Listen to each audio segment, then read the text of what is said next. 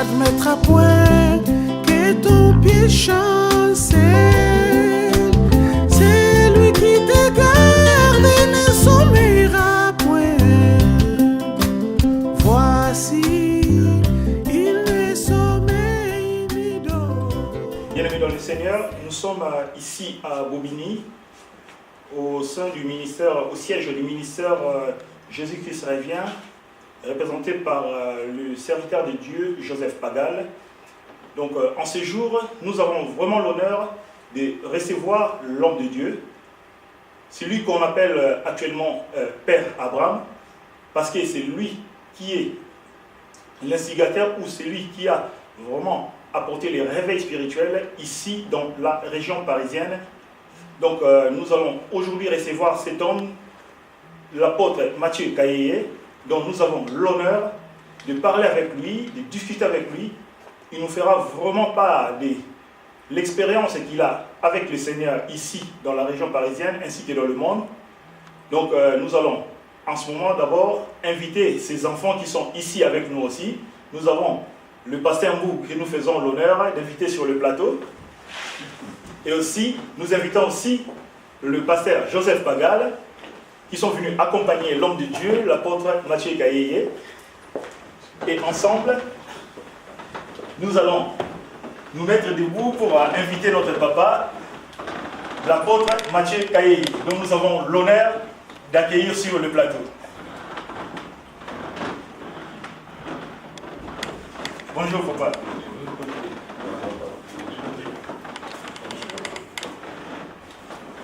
Maintenant, nous allons nous asseoir.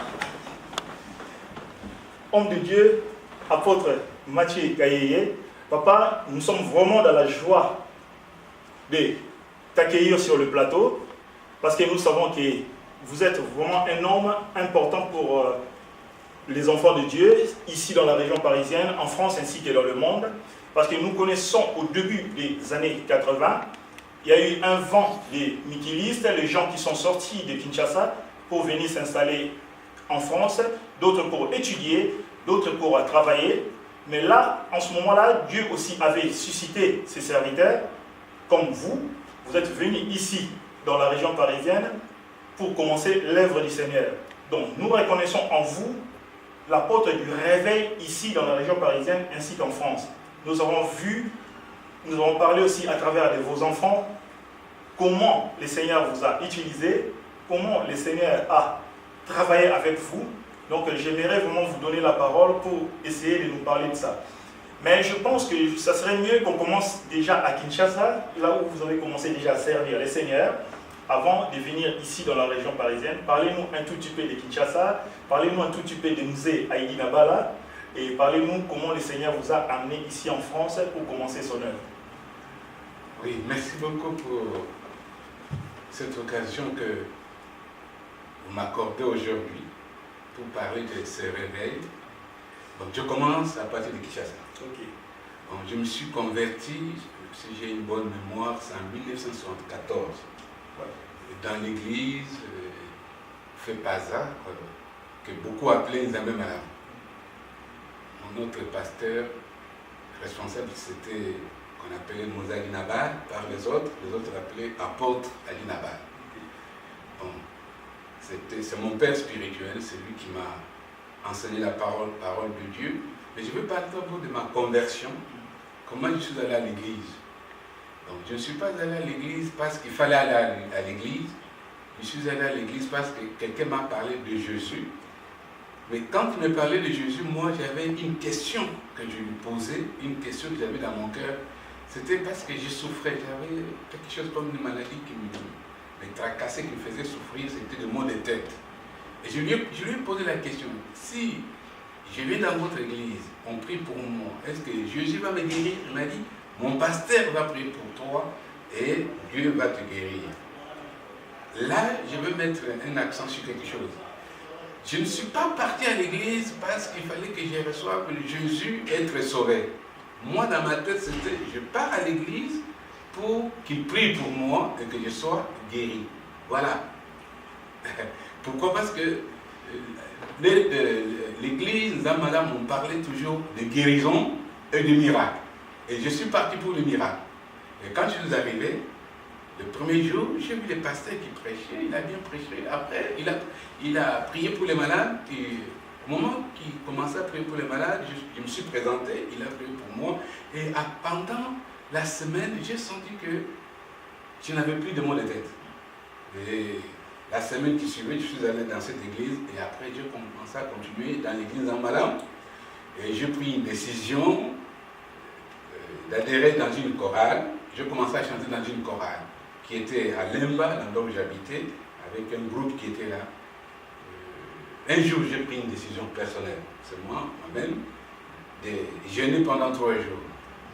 C'est pendant ce jeûne de ces 3 jours que le Seigneur m'a parlé. Ce jour-là, j'ai reçu un message dans le livre de Jean chapitre 1, premier verset jusqu'au verset 3, qui dit « Au commencement était la parole était avec Dieu, et la parole était Dieu. » Et depuis ce jour-là, je commençais à le dire à tous mes amis que Jésus m'a donné la parole. J'ai vu son visage. Je ne peux pas expliquer à quelqu'un comment je l'ai vu. Il m'a dit, au commencement était la parole était avec Dieu, et la parole était Dieu. J'ai voulu convaincre tout le monde pour que les gens croient que la Bible est la parole de Dieu. Et en même temps, je disais aux gens, Dieu est dans ses livres. C'est ça, comment je commence à annoncer l'évangile. Bon, deuxièmement, je suis resté à côté de Mouzadine. Qu'est-ce que nous avons fait? Et nous avons essayé un peu de faire sa biographie. Dans sa biographie, comme je l'ai dit devant tout le monde, il y avait les journalistes qui est toujours à Kinshasa, qui est pasteur, Mouzé Nkoumza, qui venait de Lubumbashi, plus Mouzé Ndolo, qui était professeur à l'IPEN, je pense qu'il n'est plus là. C'est avec ces deux-là, plus moi, 3 personnes, on était là pour faire la biographie de Mouzali. Et au moment où on faisait sa biographie, et j'ai commencé à apprendre auprès de lui qu'est-ce qu'il a fait de lui l'homme de Dieu. Mais cette biographie n'a jamais été surtout bien publiée jusqu'à présent.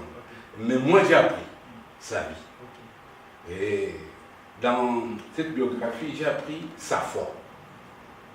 Ce qu'il faisait pour que Dieu l'utilise puissamment. Et j'ai commencé à imiter. Bon, si je peux parler maintenant de ce que nous avons fait ici. C'est à partir de Kinshasa. Il y avait des missionnaires qui venaient dans l'église en Malam et qui parlaient de quelque chose. C'était comme une prophétie, mais il fallait que chacun prenne sa décision ou bien prenne sa place. Il nous disait,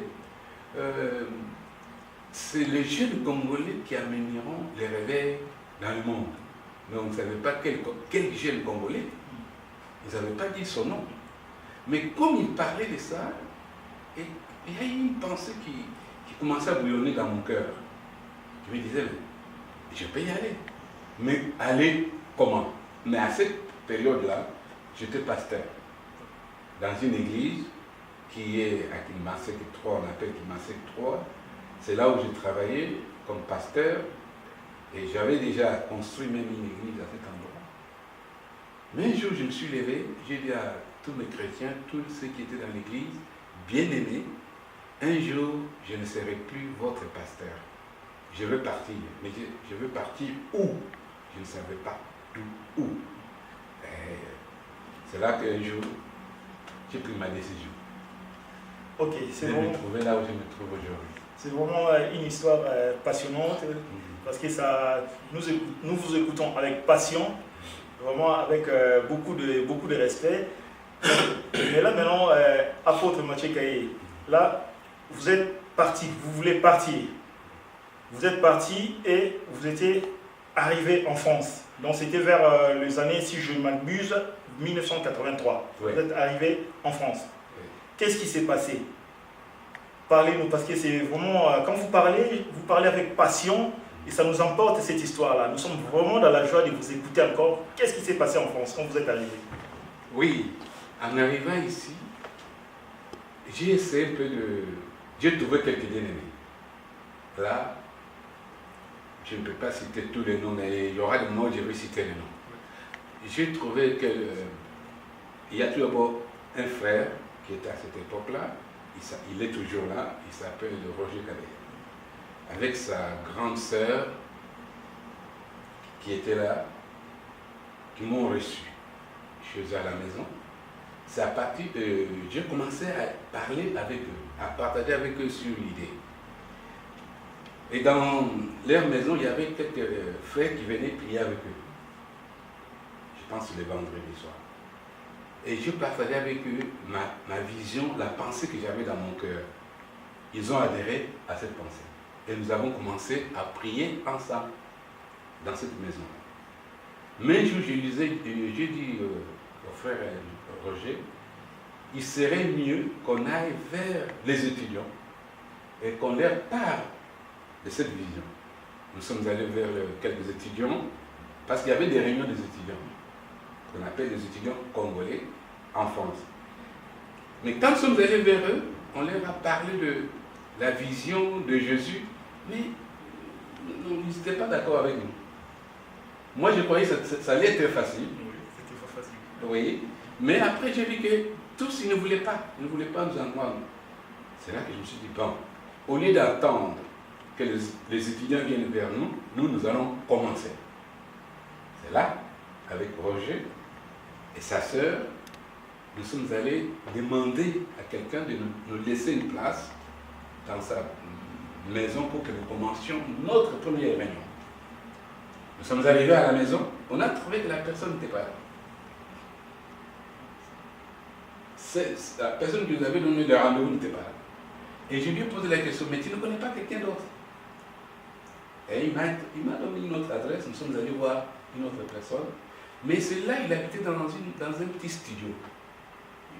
On l'a trouvé chez lui, il nous a dit, bon, vous voulez commencer vos affaires dans cette maison? Oui, mais vous allez commencer, mais moi je vous laisse 2 heures. Après des heures, dès que vous allez terminer, vous m'appelez et je vais revenir. Je ne prie pas avec vous. Et nous sommes rencontrés ce jour-là. Et nous avons fait cette prière pendant 2 heures.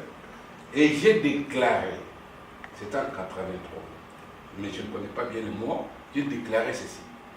Aujourd'hui, nous commençons notre église dans cette maison. Ça commence aujourd'hui. Alors, nous avons prié. Une semaine après, Roger m'a fait connaître encore 2 frères. Un qui s'appelait Joseph Matouba, deuxième qui s'appelait Mbouikana, Étienne. C'est avec ces 2-là que nous avons commencé maintenant à nous rencontrer dans la semaine pour prier ensemble. Mais comme je voyais que ça ne marchait pas, j'ai demandé à ces 2 frères si nous pouvons prendre une semaine de prière ensemble. Ils ont dit d'accord. C'est ce que nous avons fait. Et je les ai dit, voilà ce que nous allons faire. Nous allons prendre une semaine. Et pendant cette semaine-là, nous allons nous enfermer dans une maison. Pendant 7 jours. Et il y a des conditions que nous allons remplir. La première, nous allons jeûner. Pendant notre jeûne, nous n'allons pas manger, nous n'allons pas boire, nous n'allons pas sortir. Mais je ne savais pas, comme on dit, manger, ne pas manger c'est mieux, mais ne pas boire, je ne savais pas que ça pose des problèmes. Mais j'avais décidé ce jour-là de ne pas manger ni boire pendant une semaine. Ça, c'était ce que la Bible nous dit, il te soit fait selon ta foi. C'était ma foi qui m'a demandé de faire ça. On l'a fait avec ces 3 bien-aimés.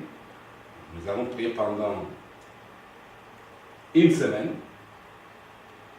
Maintenant, je vais donner quand même un témoignage de ce que nous avons vécu pendant 7 jours-là. La prière de 7 jours, Dieu nous a exaucés. Mais comment il nous a exaucés? Il nous a exaucés par, comme on dit, il parle à ses serviteurs par des songes, par des visions, par des images. Bon, Dieu m'a parlé, c'est le 5e jour, il m'a montré une grande prison. Et dans cette prison, il y avait trop de prisonniers. Devant la prison, il y avait des gardes qui gardaient la prison. À un moment donné, j'ai vu le mur de la prison s'écrouler derrière Et tous les prisonniers sortaient en criant, nous sommes libres, les mains levées. Nous sommes libres, nous sommes libres, nous sommes libres. Quand ils sont sortis, mais les gardiens qui étaient devant la prison, ils ne savaient pas que tous les prisonniers sont sortis. Ils sont déjà à l'extérieur. Après, quand je me suis réveillé, j'ai raconté ma vision, mon songe au bien-aimé qui était avec moi. Et ces jours, nous avons dit, le Seigneur nous a montré ce qu'il va faire. D'autres visions, bon, je ne vais pas entrer dans des détails parce que ça nous concerne, nous qui étions dans ce jour-là.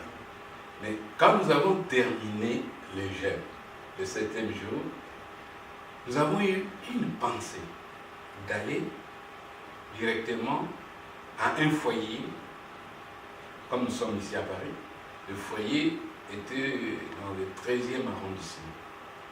C'est le foyer des jeunes jeunes, on peut dire, jeunes étudiants. Il y avait des étudiants, il y avait des travailleurs qui étaient là. Et quand nous sommes arrivés devant ce foyer, nous avons rencontré un jeune qui était là, un jeune Congolais, à l'entrée, et nous lui avons posé des questions. On a discuté avec lui, mais au même moment, nous lui avons parlé de Jésus, sans connaître vraiment sa vie. Il a accepté Jésus. Et on lui a posé des questions pour nous montrer celui qui s'occupait de ce foyer. Et il nous a amenés vers un homme qui est aujourd'hui pasteur. À cette époque-là, il était responsable de ce foyer. Il s'appelle Laurent Cody. Et nous lui avons parlé.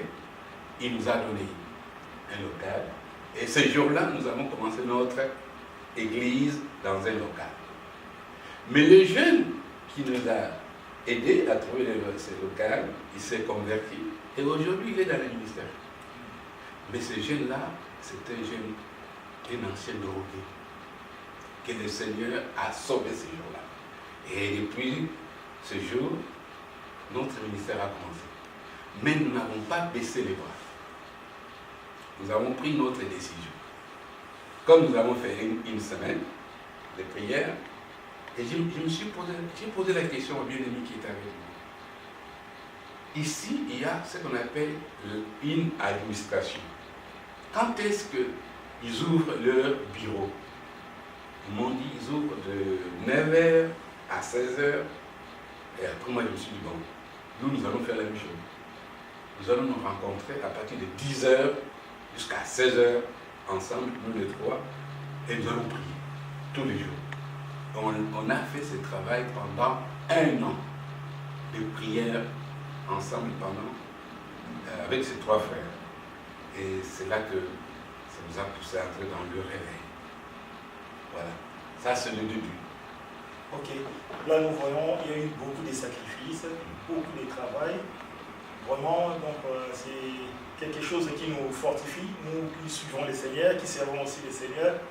Donc là, c'est vraiment un témoignage que nous tirons. Vraiment, là maintenant, après cet événement, quand il y a eu maintenant les réveils ici dans la région parisienne, parce que moi je sais, moi je suis arrivé vers la fin des années 80, hein, donc j'ai vu aussi comment le Seigneur vous a utilisé dans ce pays. À l'époque, il y a eu LSC, il y a eu aussi AIFA, je pense. Hein. Oui. Donc, tout ça, donc j'ai suivi un petit peu, mais c'était à peu près vers les années, fin des années 80. Donc parlez-nous maintenant de ce moment-là, apôtre. Qu'est-ce qui s'est passé ici en France? Oui, comme nous parlons des sacrifices, il faut que je mette un accent sur ça. Les sacrifices. Oui, les sacrifices, parce que les gens pensent que nous sommes venus, nous avons commencé un réveil.